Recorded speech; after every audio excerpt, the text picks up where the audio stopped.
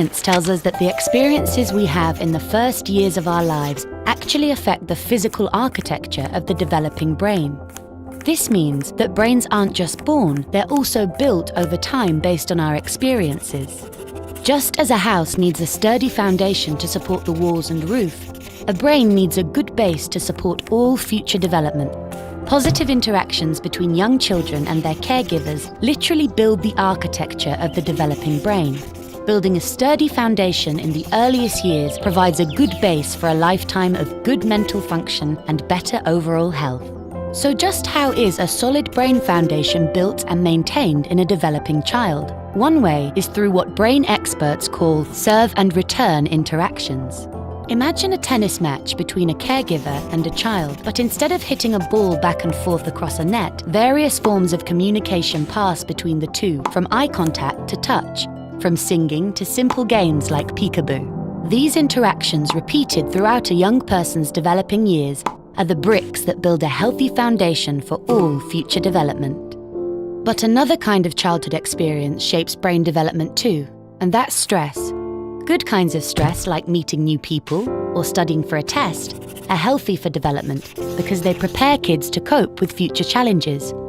Another kind of stress, called toxic stress, is bad for brain development.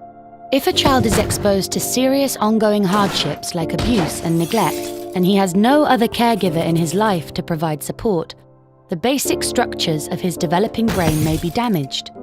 Without a sturdy foundation to properly support future development, he is at risk for a lifetime of health problems, development issues, even addiction.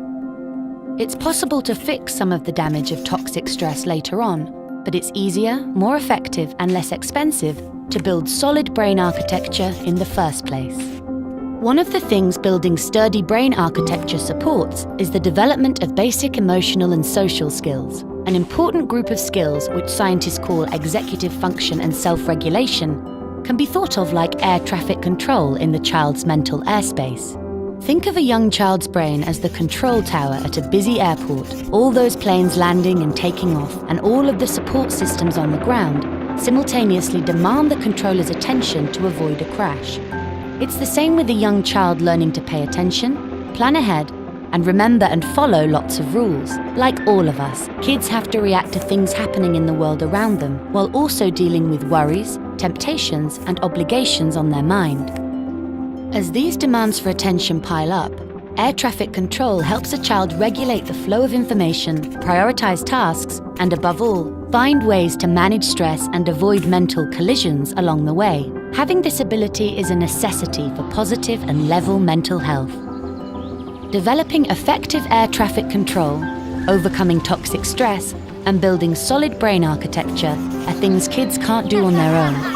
And since strong societies are made up of healthy, contributing individuals, it's up to us as a community to make sure all young people have the kinds of nurturing experiences they need for positive development.